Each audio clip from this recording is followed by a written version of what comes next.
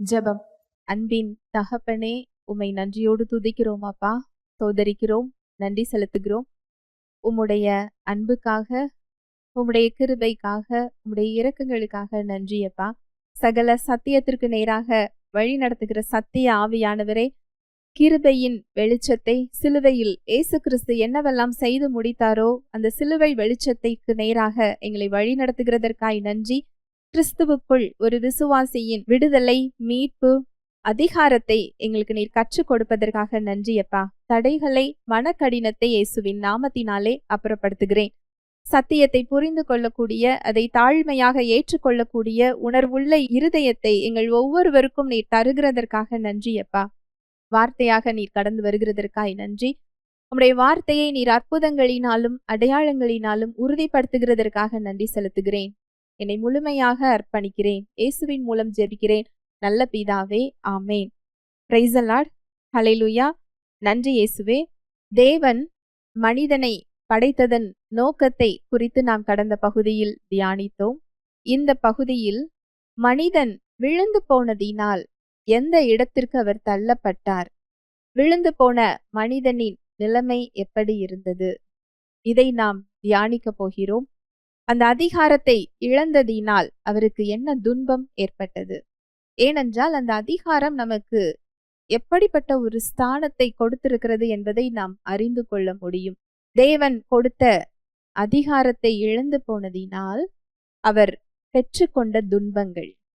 ஆதாம் பாவத்தில் விழுந்தபோது அவர் இழந்து போனது ஆவிக்குரிய அதிகாரத்தை இழந்து போனார்.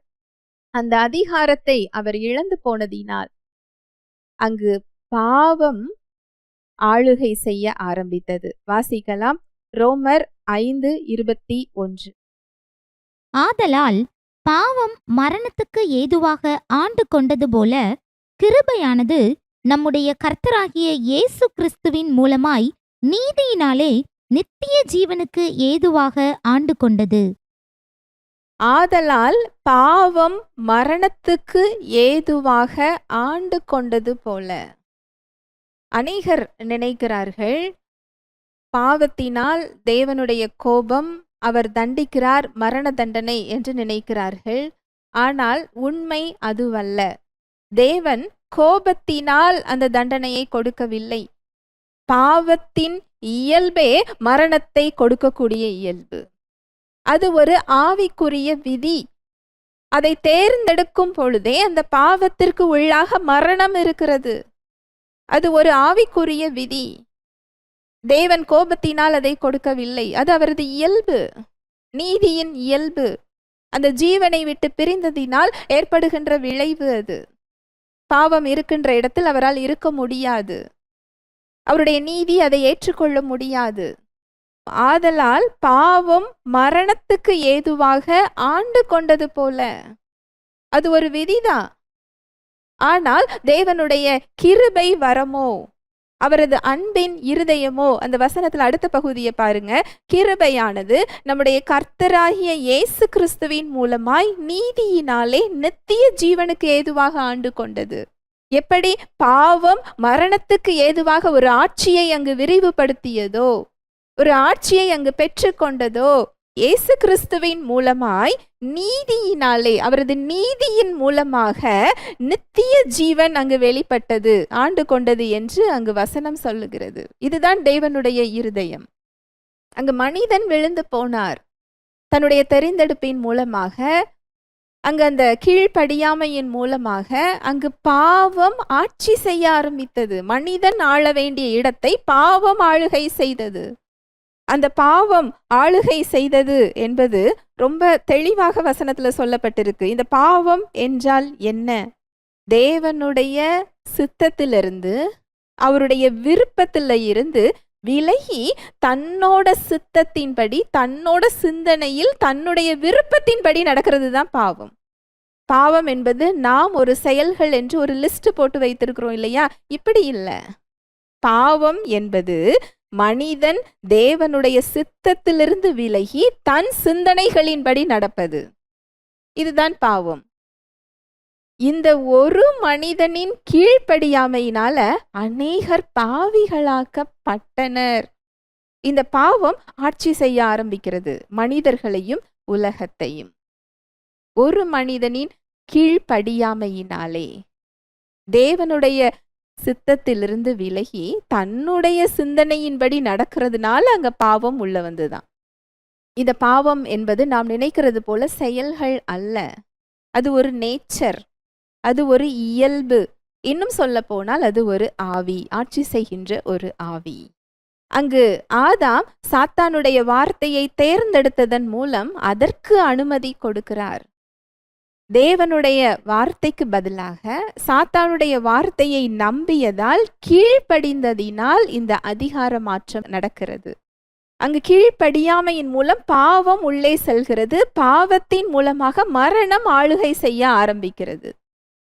இந்த மரணத்தின் மூலம் ஒட்டுமொத்த மனுக்குலமும் இந்த ஆளுகைக்குள் வருகிறார்கள். அவங்க செஞ்ச செயல்களினால அல்ல, அந்த இயல்பினாலேயே அவங்க அந்த ஆளுகைக்குள்ள வர்றாங்க. இதை மீட்பதற்காக தான் இயேசு கிறிஸ்து மனிதனாக வெளிப்பட்டார். இந்த நேச்சர், இந்த இயல்பை ஆதாம் பெற்று கொண்டதினால ஏற்பட்ட உடனடியான விளைவு என்னவென்றால் ஆவிக்குரிய மரணம். இது சரீரத்துல ஏற்படுற மரணத்தை சொல்லல, அந்த பாவம் உட் சென்றதினால் தேவனிடமிருந்து ஏற்பட்ட பிரிவை இது சொல்லுகிறது. அவருக்கு ஆதாரமான ஜீவனிடமிருந்து ஒரு பிரிவு. இதைதான் வேதம் மரணம் என்று சொல்லுகிறது, ஆவிக்குரிய மரணம். இந்த மரணத்தில் தான் மனிதர்கள் எல்லாருமே இருந்தாங்க. இந்த மரணத்திலிருந்து நம்மை மீட்டு வாழ்வு கொடுப்பதற்காக, ஜீவனை கொடுப்பதற்காக ஜீவனே மனிதனாக இறங்கி வந்தது. ஹல்லேலூயா, பிரைஸ் தி லார்ட். இந்த விழுந்து போனதுனால, ஆவியில மரணத்தை பெற்று கொண்டதுனால ஏற்பட்ட முதல் விளைவு பயம். வாசிக்கலாம், ஆதியாகமம் 3:10. அதற்கு அவன், நான் தேவரீருடைய சத்தத்தை தோட்டத்திலே கேட்டு நான் நிர்வாணியாயிருப்பதினால் பயந்து ஒளித்து கொண்டேன் என்றான். அதற்கு அவர், நான் தேவரீருடைய சத்தத்தை தோட்டத்திலே கேட்டு நான் நிர்வாணியாயிருப்பதினால் பயந்து ஒளித்து கொண்டேன் என்றார். நன்றாக கவனிக்க வேண்டும். இங்கு சாத்தான் ஆவியானவன் தான். அவன் வந்த ரூபம் பாம்பின் உடலில் அவன் மனிதர்களிடத்தில் செல்லுகிறான். பாம்பை பார்த்து ஆதாம் என்ன செய்யல? பயப்படவில்லை. பாம்பிடம் பேசுகிறார்கள் மனிதர்கள், பாம்பிடம் என்ன செய்யறாங்க? பேசுகிறார்கள். ஆனால் இங்கு தேவனுடைய சத்தத்தை கேட்டு பயப்படுறாரு.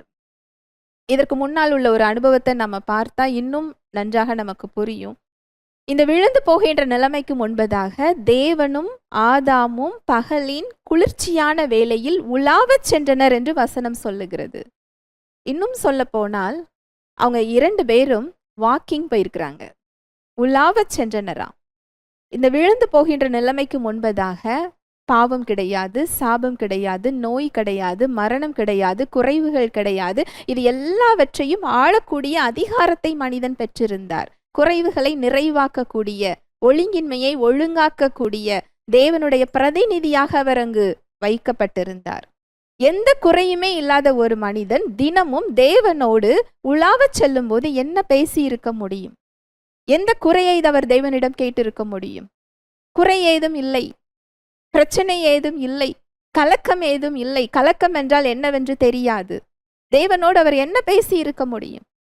நண்பர்களைப் போல தேவனுடைய கரத்தின் கிரியையை அவர் வியந்து கேட்டிருக்கலாம், மகிமைப்படுத்தி இருக்கலாம். இப்படிப்பட்ட ஒரு அனுபவத்துல, உன்னதமான அனுபவத்தில் இருந்த மனிதன் பாவம் உட்புகுந்ததினால், பாவத்தை பெற்று கொண்டதினால் தேவனுடைய குரலுக்கு கேட்டு அஞ்சி பயந்து ஓடி என்ன செய்கிறாரா? ஒளிகிறார். மறுபடி வாசிக்கலாம், ஆதியாகமம் 3:10. அதற்கு அவன், நான் தேவரீருடைய சத்தத்தை தோட்டத்திலே கேட்டு நான் நிர்வாணியாயிருப்பதினால் பயந்து ஒளித்து கொண்டேன் என்றான். அதற்கு அவர், நான் தேவரீருடைய சத்தத்தை தோட்டத்திலே கேட்டு நான் நிர்வாணியாய் இருப்பதினால் பயந்து ஒளித்து கொண்டேன் என்றார். இந்த பயத்தின் ஆவியை தேவன் கொடுக்கவில்லை என்று வேதம் சொல்லுகிறது. இந்த பயம் எங்கிருந்து வந்தது? அந்த பாவத்தின் விளைவாக. இந்த பயத்தின் ஆவி அங்கு என்ன கிரியை செய்கிறது? தேவனிடத்தில் செல்லுவதற்கு பதிலாக தேவனுடைய சன்னதியிலிருந்து அது விலகச் செய்கிறது. இந்த பயத்தின் ஆவியின் இயல்பு அதுதான். தேவனோடு சேர விடாமல், அவருடைய பிரசன்னத்திற்கு செல்ல விடாமல், அவரை விட்டு ஓடி விலகச் செய்கிறது. இந்த பாவத்தின் விளைவு இதுதான். இந்த பாவத்தின் விளைவு என்னவென்றால், தேவனுக்கு அருகில் நம்மை செல்ல விடாது. தேவனை பார்க்கும்போது பயத்தை அது ஏற்படுத்துகிறது. இன்னும் சொல்ல போனால், இந்த பாவம் தேவனை அறியாதபடிக்கு நம்முடைய இருதயத்தை அது கடினப்படுத்துகிறது. தேவனை புரிந்து கொள்ள விடாமல் ஒரு குருட்டுத்தன்மையை அது கொடுக்கிறது. இந்த பாவ செயல்களான, நம்ம இப்போ உலகத்துல பார்க்கிறோம் இல்லையா, களவு செய்கிறது, பொய் சொல்கிறது, திருடுகிறது, கொலை செய்கிறது, விபச்சாரம் செய்கிறது, போதைப் பொருள், இன்னும் என்ன என்ன பழக்கம் இருக்கிறதோ இதுவெல்லாம் பாவ செயல்கள். பிறரை புறம் கூறுவது, பிறருக்கு அநியாயம் செய்வது, தீங்கு செய்வது, ஏமாற்றுவது, வஞ்சிப்பது, இது எல்லாம் இதில் அடக்கம். இதெல்லாம் பாவ செயல்கள். இது நம்முடைய மனதை தேவனை புரிந்து கொள்ள விடாமல் குருடாக்குவது மாத்திரமல்ல, தேவனை புரிந்து கொள்ள செய்யாமல் இருப்பது மாத்திரமல்ல, இந்த செயல்களை நம்மில் வெளிப்படுத்துகிற இடத்தையும் அது கொண்டு வருகிறது. இந்த இயல்புதான் இந்த இடத்தை நமக்கு தருகிறது, செயல்களை வெளிப்படுத்துகிறது. மனிதனை அழிவின் பாதைக்கு அழைத்து செல்கிறது. இதுதான் ஆரம்பத்துல பார்த்தோம் இல்லையா, பாவத்திற்குள் மரணத்தின் விதை இருக்கிறது என்று. அந்த விதை தளிர் விட்டு அது செடியாக மாறி அதனுடைய பலனை வெளிப்படுத்துகிற இடம்தான் இது. அழிவின் பாதைக்கு நேராக அழைத்து செல்லுகிறது, மரணத்தை நோக்கி இழுத்து செல்லுகிறது. அதனுடைய வேலை இதுதான், அது செயல்படுகின்ற விதம் இதுதான். பாவம் அப்படிங்கிறது அது ஒரு செயல் அல்ல, அது ஒரு இயல்பு, அது ஒரு ஆவி, அது ஒரு ஆட்சி செய்கின்ற ஒரு ஆட்சியாளர், அது நம்மை ஆளுகின்ற ஒரு ஆட்சியாளர். இதுதான் ஒரு வசனத்துல பவுல் சொல்லி இருப்பார், இந்த பாவத்தை ஆட்சி செய்ய, உங்க மாம்சத்துல ஆளுகை செய்ய நீங்க விடாதீங்க அப்படின்னு சொல்றாரு. அப்படி என்றால் அது ஒரு ஆட்சியாளராக நம்மை ஆளுகை செய்ய முற்படுகிறது. அதனுடைய இயல்பு அதுதான். இந்த பாவம் மனிதனை இந்த இடத்திற்கு கொண்டு வந்தது. இங்கு பயத்தின் ஆவி மாத்திரமல்ல, தேவனிடத்திலிருந்து பிரிவு மாத்திரமல்ல, குற்ற மனசாட்சியை அது கொடுக்கிறது. வசனத்தை மறுபடி வாசிக்கலாம். ஆதியாகமம் 3:10. அதற்கு அவன், நான் தேவரீருடைய சத்தத்தை தோட்டத்திலே கேட்டு நான் நிர்வாணியாயிருப்பதினால் பயந்து ஒளித்து கொண்டேன் என்றான். எதற்காக அவர் பயந்தார் என்றால், நிர்வாணியாய் இருப்பதினால். குற்ற உணர்ச்சியை அது கொடுக்கிறது. தேவனை நேராக எதிர்கொள்ள முடியாத ஒரு நிலைமை, ஒரு குற்ற உணர்வு. நான் நிர்வாணியாய் இருப்பதினால் நான் என்ன செய்து கொண்டேன்? ஒளிந்து கொண்டேன். இந்த பாவத்தின் விளைவு இதுதான். தேவனை நேராக பார்க்க முடியாத நிலைமை, அவருடைய பிரசன்னத்தில் நிற்க முடியாத நிலைமை, அவர் பக்கத்தில் போக முடியாத ஒரு குற்ற உணர்வு, ஒரு பயம். அங்கு அது மாத்திரம் இல்ல, அங்கு அந்த நிர்வாணத்தை மூடுவதற்கு அங்கு அவர் என்ன பண்றார் பாருங்க. ஆதியாகமம் 3:7. அப்பொழுது அவர்கள் இருவருடைய கண்களும் திறக்கப்பட்டது, அவர்கள் தாங்கள் நிர்வாணிகள் என்று அறிந்து அத்தி இலைகளை தைத்து தங்களுக்கு அரை கச்சைகளை உண்டு பண்ணினார்கள். அப்பொழுது அவர்கள் இருவருடைய கண்களும் திறக்கப்பட்டு, மாம்ச கண்கள். அப்படி என்றால் அங்கு விழுவதற்கு முன்பும் அவர்கள் அந்த தோட்டத்தில் இருந்தார்கள், மரத்தை பார்த்தார்கள், பாம்பை பார்த்தார்கள், தேவனை பார்த்தார்கள். அந்த மாம்ச கண்கள் திறந்துதான் இருந்தது. ஆனால் அது தேவனுடைய ஜீவனின் மூலமாக அது பார்த்து கொண்டிருந்தது. இந்த பாவம் உட்புகுந்த பிறகு அந்த மரித்த நிலைமையிலான அந்த பாவ இயல்புக்குரிய அந்த கண்கள் திறக்கப்பட்டது. அவர்களுடைய கண்கள் திறக்கப்பட்டது. அவர்கள் தாங்கள் நிர்வாணிகள் என்று அறிந்து அத்தி இலைகளை தைத்து தங்களுக்கு அரை கச்சைகளை உண்டு பண்ணினார்கள். இது எதை குறிக்குதுன்னு சொன்னா, தன்னுடைய நீதியின் மூலம் தன் பாவத்தை மறைக்க முயல்வது. இன்றும் மனிதனுடைய நிலைமை இப்படிதான் இருக்குது. தன்னுடைய செயல்களின் மூலம் தன்னை நியாயப்படுத்தி கொள்ற முயற்சி, இதே முயற்சி தான். தன்னோட செயல்களின் மூலம் தன்னை நியாயப்படுத்தி கொள்ளும் முயற்சி. இதனால நான் இதை செஞ்சேன், எக்ஸ்கியூஸ், நியாயப்படுத்தி கொள்ற ஒரு முறை. இது ஆதாமிடமிருந்து வந்த ஒரு இயல்பு. தன் சுய நீதியின் மூலம் நம்மை மறைத்து கொள்ற ஒரு முயற்சி. நம் நீதியின் மூலம் இதை மறைக்க முடியாது என்பதால் தான் தேவன் மாம்சத்தில் வெளிப்பட்டு அவரே அங்க நீதியாக நமக்கு மாறி இருக்கிறார். அவரை சார்ந்து கொள்வதன் மூலம் அந்த நீதி மாத்திரமே நம்மை புதிய சிருஷ்டியாக மாற்றி தேவனுடைய பிரசன்னத்தில் நிறுத்தி இருக்கிறது. ஹல்லேலூயா, பிரைஸ் தி லார்ட். அங்கு பயத்தை பெற்றுக்கொண்டது மாத்திரமல்ல, பாவ இயல்பை பெற்றுக்கொண்டது மாத்திரமல்ல, தேவனிடமிருந்து பிரிவு. அங்கு ஏதேன் தோட்டத்திலிருந்து அவர் அனுப்பப்படுகிறார். கோபத்தினால் அல்ல, அந்த பிரசன்னத்தில் நிற்கக்கூடிய தகுதியை அவர் இழந்து விட்டார். அவரால் நிற்க முடியாது. அந்த பாவம் உள்ள மனிதனால் தேவனுடைய பிரசன்னத்தில் நிற்க முடியாது. அந்த பாவத்தோடு கூட அவர் ஜீவனுக்கு ஏற்ற கனியை உட்கொண்டு பாவ இயல்பில் என்றென்றைக்கும் அவர் மரணம் உண்டாகாதபடி ஒரு இடத்திற்கு அவர் செல்லக்கூடாது என்பதற்காக தேவன் அவரை தோட்டத்தை விட்டு வெளியே அனுப்புகிறார். தேவனிடமிருந்து ஏற்பட்ட பிரிவுதான் மனிதருடைய எல்லா துயரத்துக்கும் மூல காரணம். இதுதான். இந்த இடம்தான் மனிதனை ஆட்சியாளராக, தேவனுடைய பிரதிநிதியாக, எல்லாவற்றையும் ஆளுகை செய்யக்கூடிய ஒரு நிர்வாகியாக, ஆட்சியாளராக படைக்கப்பட்ட ஒரு மனிதன் எல்லாவற்றிற்கும் அடிமையாக மாறினார். பயத்திற்கு அடிமை, பாவத்திற்கு அடிமை, இச்சைக்கு அடிமை, சாத்தானுக்கு அடிமை, மரணத்துக்கு அடிமை. ஆட்சியாளராக படைக்கப்பட்ட மனிதன் அங்கு அடிமையாக மாறுகிறார். இதுதான் ரோமர் 5:21 சொல்லுது. பாவம் மரணத்தினாலே ஆட்சி செய்தது. இந்த மரணத்தின் மூலமாக இந்த உலகத்தை ஆட்சி செய்து கொண்டிருக்கிறது. இப்படிதான் சாத்தான் இவ்வுலகத்தின் தேவனாக மாறினான். ஏற்கனவே நம்ம இதை பார்த்தோம். கீழ்ப்படியாமையின் மூலம் மனிதனுக்கு கொடுக்கப்பட்ட அந்த ஆட்சி அதிகாரம் அங்கு சாத்தானுடைய கைக்கு செல்கிறது. இந்த மரணம் மூலம் வாசிக்கலாம் ரோமர் 5:12. இப்படியாக ஒரே மனுஷனாலே பாவமும் பாவத்தினாலே மரணமும் உலகத்திலே பிரவேசித்தது போலவும் எல்லா மனுஷரும் பாவம் செய்தபடியால் மரணம் எல்லாருக்கும் வந்தது போலவும் இதுவும் ஆயிற்று. இப்படியாக ஒரே மனுஷனாலே பாவமும் பாவத்தினாலே மரணமும் உலகத்திலே பிரவேசித்தது போலவும் எல்லா மனுஷரும் பாவம் செய்தபடியால் மரணம் எல்லாருக்கும் வந்தது போல இதுவும் ஆயிற்று. பாவத்தின் மூலம் இந்த மரணம் ஆதாம் மூலமாக ஒட்டுமொத்த மனுக்குலத்திற்கும் இப்படிதான் வெளிப்பட்டது. இது மாத்திரமல்ல, அங்கு மனிதன் ஆவியில் இறந்த ஒரு நிலைமை, ஆவியில் இருளான ஒரு நிலைமை, தேவனிடமிருந்து ஒரு பிரிந்த ஒரு நிலைமை, தேவனை புரிந்து கொள்ள முடியாத, அவர் அருகில் செல்லக்கூடாத ஒரு நிலைமை, பாவ செயல்களுக்கு நேராக இழுக்கின்ற ஒரு விதி அவருக்குள்ள செயல்பட ஆரம்பித்தது. சுயநலமாக இருக்கட்டும், பெருமை, கோபம், பொறாமை, கொலை, கொள்ளை, இன்னும் என்ன பாவ இச்சைகள் அங்கு வெளிப்பட வேண்டுமோ அந்த இச்சைகளுக்கு நேராக மனிதனுடைய எண்ணங்களும் செயல்களும் மாற ஆரம்பித்தது. இதுதான் மரணம் ஆட்சி செய்யும் முறை.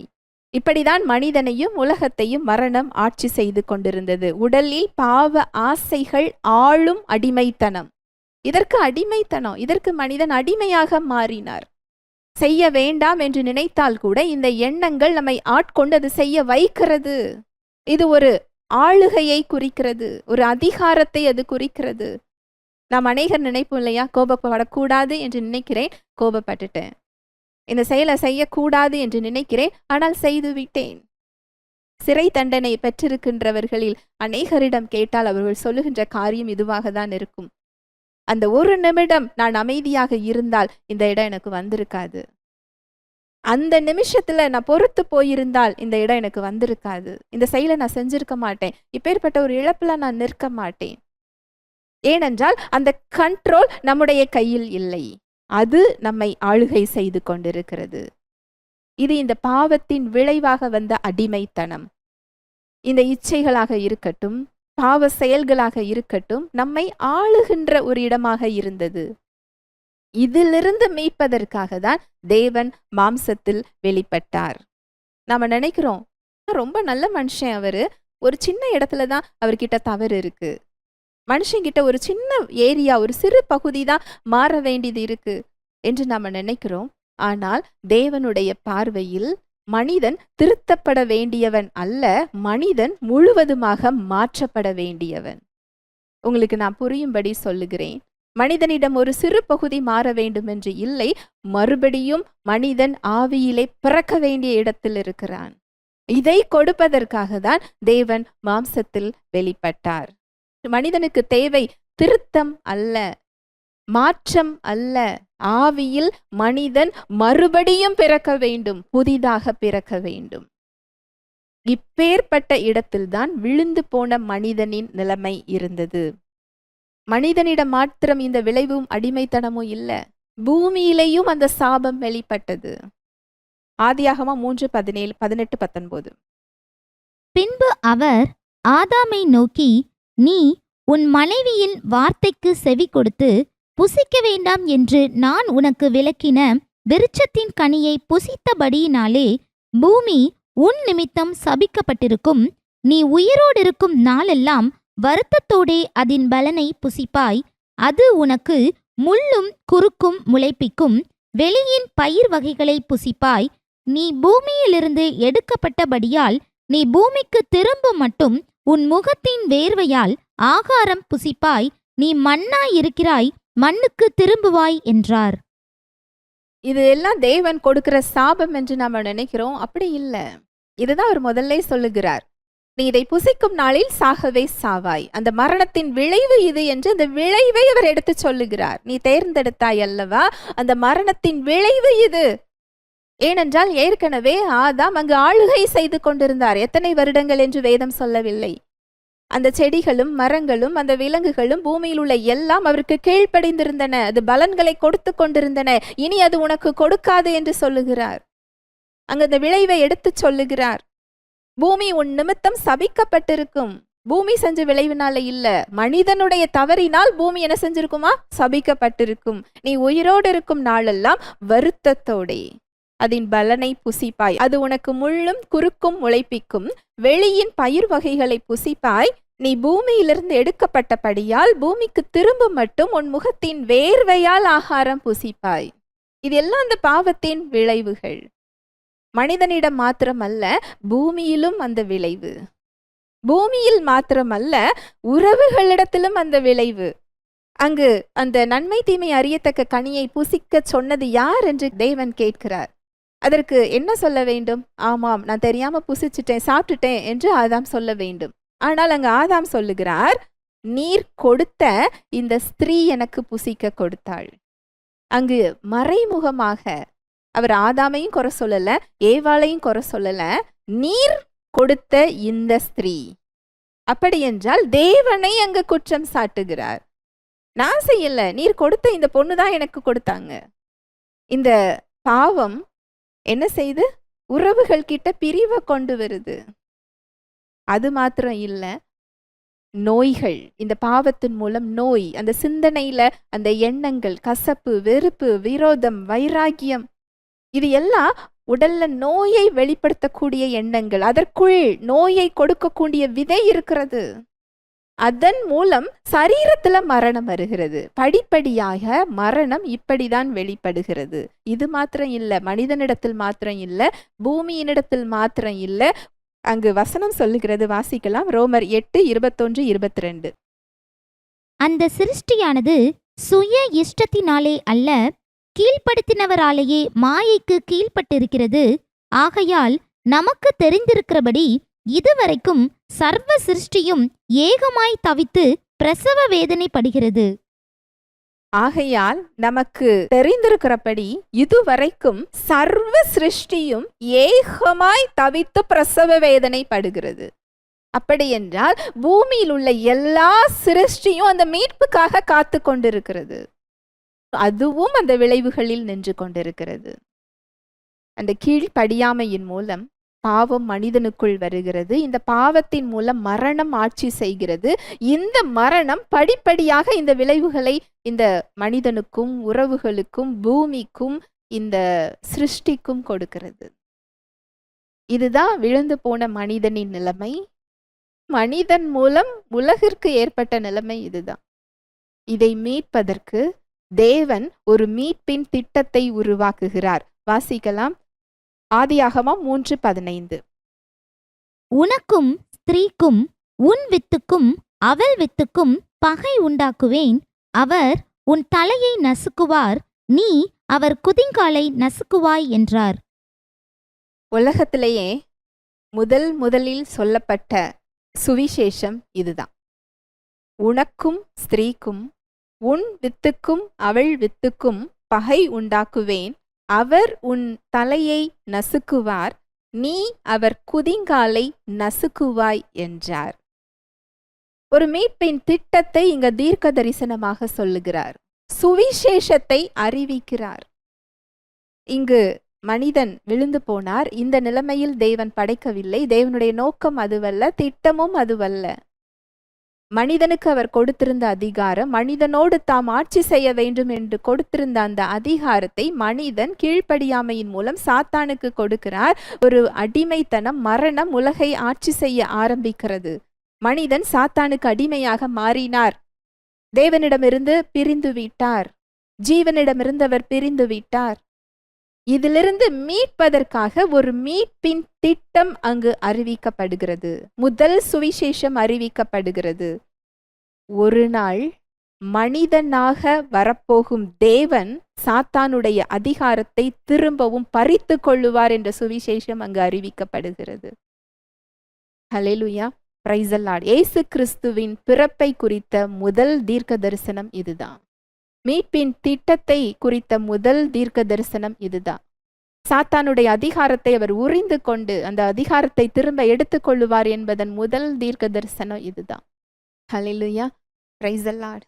இதிலிருந்து மீட்பதற்காக, இழந்த அதிகாரத்தை திரும்ப பெற்றுக்கொண்டு நமக்கு கொடுப்பதற்காக, இழந்த ஜீவனை திரும்பவும் நமக்கு கொடுப்பதற்காக தேவன் மனிதனாக வெளிப்பட்டார். அவர் கொடுத்த ரட்சிப்பில் இவ்வளவு பெரிய கிருபை இருக்கிறது. ஹல்லேலூயா, பிரைஸ் தி லார்ட். இது தேவனுடைய அன்பையும் இரக்கத்தையும் அவர் இருதயத்தையும் இது காட்டுகிறது. இந்த 2 பகுதியில் நாம் பார்த்த விளைவுகள் எல்லாம் தேவன் கோபத்தில் கொடுத்த தண்டனை அல்ல. அங்கு மனிதன் தானாகவே தேர்ந்தெடுப்பின் மூலம் பெற்றுக்கொண்ட விளைவுகள். அதில் மீட்பதற்கு ஒரு மீட்பின் திட்டத்தையும் தேவன் அங்கு அறிவிக்கிறார். இது தேவனுடைய இரக்கத்தையும் அன்பையும் அவர் இருதயத்தையும் காட்டுவதாக இருக்கிறது. ஜெபிக்கலாம். அன்பின் தகப்பனே, உம்மை நன்றியோடு துதிக்கிறோம் அப்பா, ஸ்தோதரிக்கிறோம், நன்றி செலுத்துகிறோம். உம்முடைய அன்புக்காக, கிருபைக்காக நன்றி அப்பா. உம்முடைய இரக்கத்துக்காக நன்றி. விழுந்து போவான் என்று தெரிந்தும் நீர் மனிதனை உருவாக்கினீரப்பா. அந்த விழுந்து போன இடத்திலிருந்து மீட்பதற்காக ஒரு மீட்பின் திட்டத்தையும் நீர் வைத்திருந்தீர் என்ற சத்தியத்திற்காக நன்றி. எதிலெல்லாம் அடிமையாக இருந்தோமோ அதிலிருந்தெல்லாம் மீட்பு எங்களுக்கு கிறிஸ்துவுக்குள் நீர் கொடுத்திருக்கிறீரப்பா. இந்த சத்தியத்திற்கு நேராக எங்களை நீர் வழி நடத்தி கொண்டிருக்கிறீர். நீர் மீட்டெடுத்த அந்த தயவுக்காய் நன்றியப்பா. அந்த கிருபையின் ஆழத்திற்காய் நாங்கள் நன்றி செலுத்துகிறோம். கிறிஸ்துவுக்குள் எப்பேற்பட்ட விடுதலையும் மீட்பும் எங்களுக்கு கொடுக்கப்பட்டிருக்கிறது ராஜா, நன்றி செலுத்துகிறோம். இதை கேட்டுக்கொண்டிருக்கிற ஒவ்வொரு சகோதர சகோதரிகளுக்கு இந்த சத்தியம் ஒரு வெளிப்பாட்டை கொடுப்பதற்காக நன்றி. கிறிஸ்துவுக்குள்ளான அந்த கிருபையின் வெளிச்சத்தை அவர்கள் பெற்றுக்கொள்வதற்காக நன்றியப்பா. அவர்கள் வாழ்வில் விடுதலையை பெற்றுக்கொள்கிறதற்காக நன்றி. இயேசுவின் மூலம் ஜெபிக்கிறேன் நல்ல பிதாவே, ஆமேன்.